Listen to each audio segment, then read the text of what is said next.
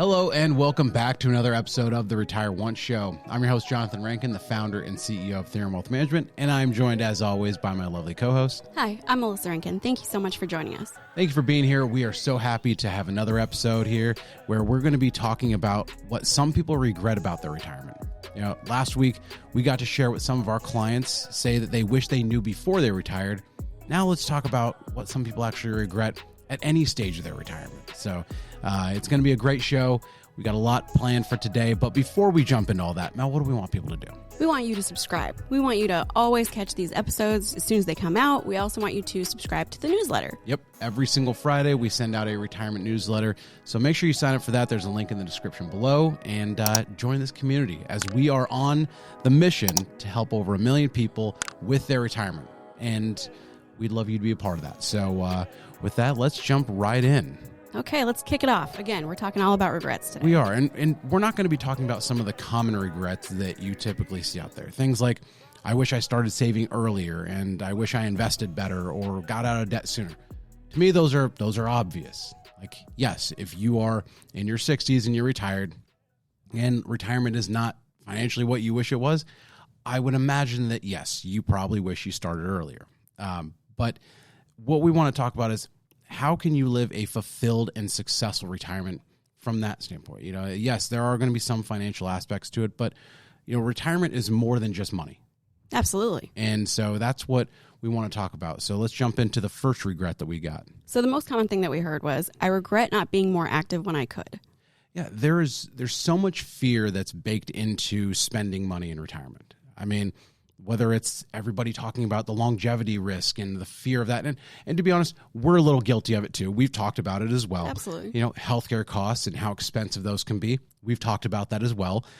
But we make sure that we plan for all of those things, that, you know, during those times, you know, you are making sure that, yes, those things can be paid for, but by saving and not spending some of the money, it comes at a sacrifice. And, you know, we make this plan for a 30 or 40 year retirement, and it is hard for a lot of people to not see themselves at a point where they can physically be active. I don't think anybody wants to think about that part of it. No, but I also think that, you know, as we get older, you get older, you realize, oh, getting out of bed, my back hurts. I mean, I got a neck strain a couple of weeks ago just from sneezing. So, I mean, this thing, you know, things happen as you get older. And, you know, what you have to realize, though, is that retirement, it's not just about the money. You know, there's no trophy for dying with the most amount of money. And so, you know, it is a regret that we see people have because they want to be able to, you know, maximize their retirement. But there's a certain point which you're physically not able to do that. So what can I do to avoid this type of regret? Well, maximize your early years of retirement, you know, and that's usually around 75 is what we typically see. You know, people write out budgets and expense lists and all these things about where they're going to be spending money in retirement, and they're planning for all these expenses, but very rarely do I see people actually come up with a list of everything that they want to do in retirement. You know, and I mean, it's one thing that we do every single year on New Year's Eve or New Year's Day. We'll sit there as a family, we'll write out our kind of yearly bucket list of what do we want to do for that year. It's actually a fun exercise. I mean, it doesn't sound like it really would be, but it is. I mean, you have to ask yourself, if you had to live your life knowing that in 10 years you couldn't walk, like, what would you do differently? And just as you're going through that exercise, just know that you can't say that you were going to go out on runs or build ramps. Like, this is a hypothetical. We're not saying that you're not going to be able to walk in 10 years, but it is thinking along those lines of, if you physically aren't able to do the things that you want to do, you're not able to travel, you're not able to, you know, go out as much as you play with your could grandkids or golf or what have you. Exactly. What would you do now? And I know it sounds kind of morbid, but, you know, that is a good exercise to really go through that and say, how would you maximize the next 10 to 15 years? Depending on when you're retiring, that window might be pretty short. Yeah, it might be a lot smaller. I mean, we see people, yes, in their 80s that are extremely active, and, you know, we always hear the reports of, you know, the person who lived till 115 years old because she drank one Dr. Pepper every single day, a Snickers bar, and went on a long walk. Like, we get that those people exist. I mean, my grandmother, she went skydiving at 82. That is true. I was there and still fascinated by that. But, you know, start thinking about those things to become more active and live that fulfilled life so that, later on if you get to the point where you need ramps and you can't walk, well, you feel like you fulfilled that part of that retirement picture. So that you're not missing out on it. Exactly. Okay, so that one, again, kind of grim, but we got to keep going. The next one we heard was, I regret not downsizing earlier. Yeah, we hear this quite a bit from some clients where, a lot of people stay in their homes for sentimental reasons. This is where our kids grew up. This is where our family gathers. They come here for Thanksgiving. And so, the thought memories. There's a lot of memories. And I mean, think about how many people hold on to just childhood mementos and, ribbons or trophies from when their kids. I'm guilty of that too. Yes, you are very guilty of that. But very few people assess the space that they actually need. And no, this is not a exercise in thinking about living in an IKEA 225 square foot, space. This is thinking about, how many rooms in your house do you just not go to? I think of sit there like a shrine. I think of my grandma's house. I mean, she doesn't even use the entire second floor of her home. That's true. And so you think about these things, and this isn't to say that you have to run out, downsize, and sell everything like the retirement travelers, the couple that we interviewed, last year. It's not about that, but it's just assessing whether or not downsizing makes sense for you.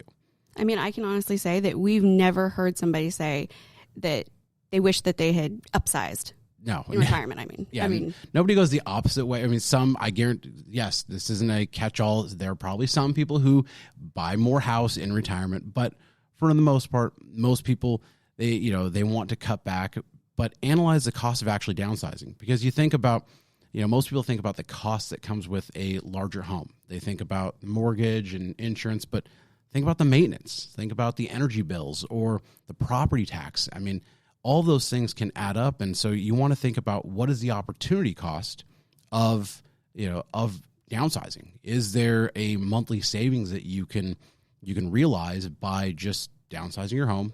You're going to have less space to maintain and all that stuff.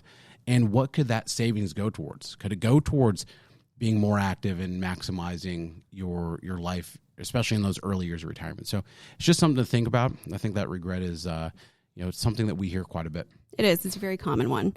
Another one that we heard was, I regret wasting the first few years of retirement. It wasn't until I got more active with friends and hobbies that I actually started to enjoy it.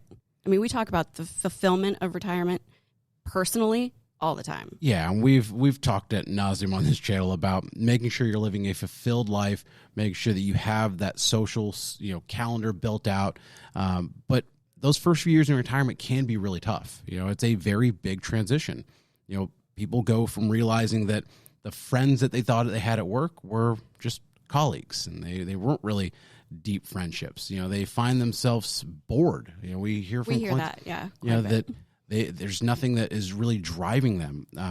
There's also the statistics around the increase in divorce after retirement. There was a study by the Census Bureau that showed that while the overall divorce rate in America is around 34%, which, by the way, was a lot lower than I actually thought it was. That's good. Always heard it was 1 and 2. Yeah, that's what I always thought. 50. But yeah, so I guess it's not 50%, but 34%. But the percentage of adults who get divorced between 55 and 64 is at 43%.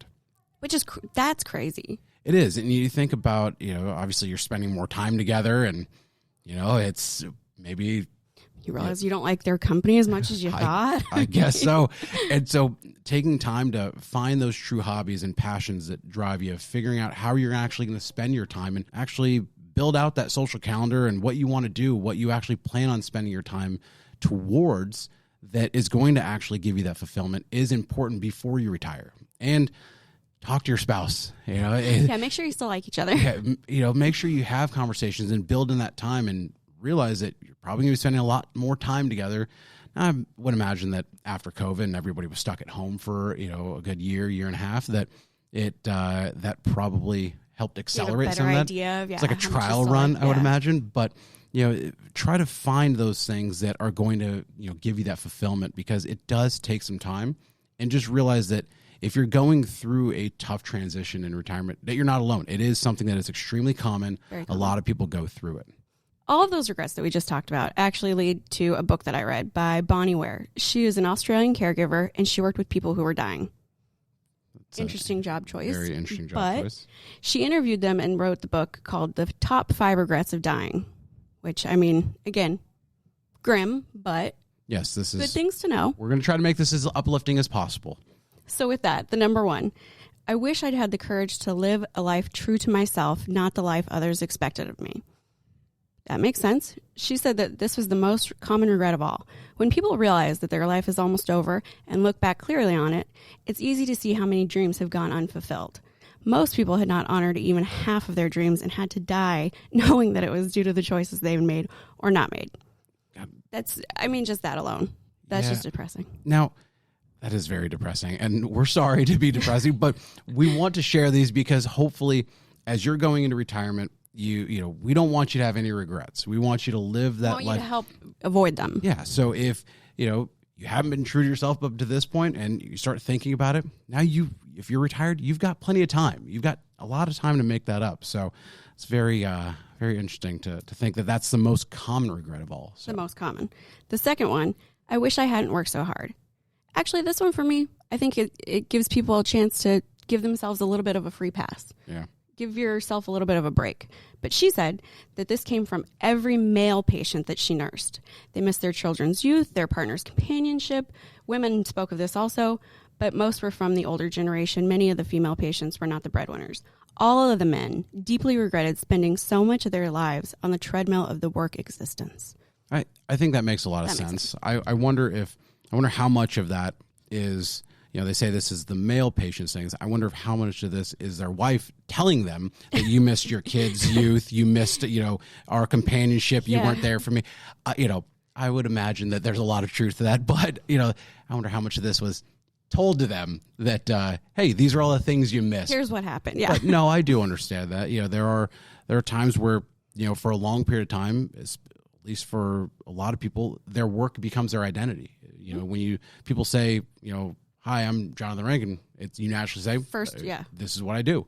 And so it kind of is tied together. And so breaking that tie and realizing that, I guess this is just one way to think, you know, if you're not retired right now and you've got some time until that happens, that maybe you could let off the gas a little bit, I guess, or just, you know, make sure that you're spending meaningful time with your kids or your spouse, or at least, you know, letting them know that you're there. And so that way they don't tell you when you're dying that you missed all that these you weren't things. there. Yeah. Yeah, nobody wants to hear that. The third one that she heard was, I wish I'd had the courage to express my feelings. That makes sense. But she said many people suppress their feelings in order to keep peace with others. As a result, they settled for mediocre existence and never became who they truly were capable of becoming. Many developed illnesses relating to the bitterness and resentment they carried as a result. I think this is a great thing about, I guess, the book, is stop being a yes person. Yeah. I mean, that's my takeaway from that one. Yeah, I would also, you know, I hope it wasn't her that was telling them that they lived a mediocre existence, but that's a very interesting way to phrase that. But I do think that is something, you know, having that courage, and this is all going towards, like I said, creating that fulfilled life. Self-fulfilled life. Yeah. Number 4, I wish I'd stayed in touch with my friends. She said that often they would not truly realize the full benefits of friends until they were dying, and it was not always possible to track them down. Many had become so caught up in their own lives that they had let golden friendships slip by over the years. There were many deep regrets about not giving friendships the time and effort that they deserved. Everyone misses their friends when they're dying. It's interesting. Well, at least nowadays, you know, we have Facebook and online, so hopefully stay active on that. Yeah, stay active on that and track everybody down. There's our positive spin on that one. Yeah, I mean, get active. But this kind of goes into that early stage of retirement, the transition, the loneliness there. You know, use that time to really re-engage with friends. You know, so that way you don't have that regret.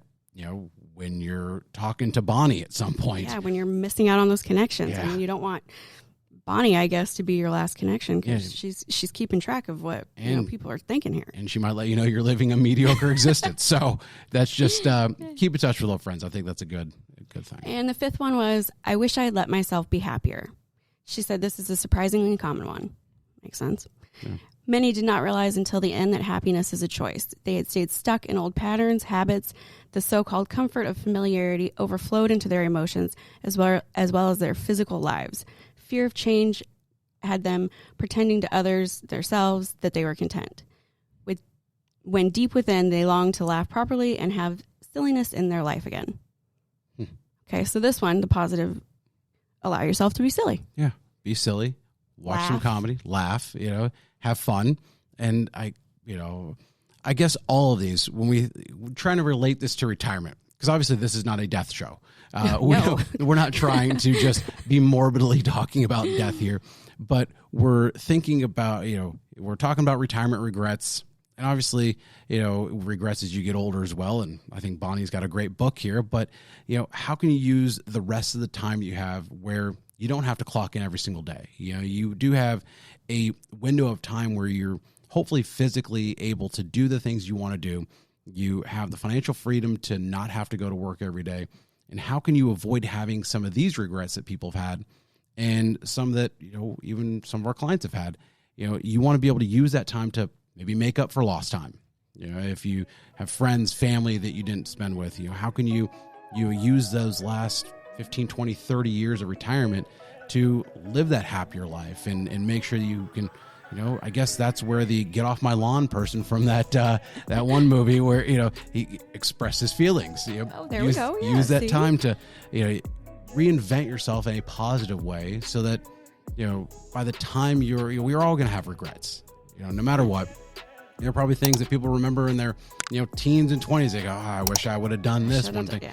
But, if your last 20 years are your best 20 years, well, then, you know what? Maybe there aren't going to be that many regrets. And so that's what we want you to take away from this episode is that we're not a death show. We're here to help you maximize retirement. Yes, we weren't trying to bring anybody down by any means. No. But if this was uplifting for you, make sure you hit that subscribe button because we're here every single week and we want you to subscribe to that retirement newsletter. But with that, I'm Johnathan Rankin. And I'm Melissa Rankin. Thank you so much for joining us.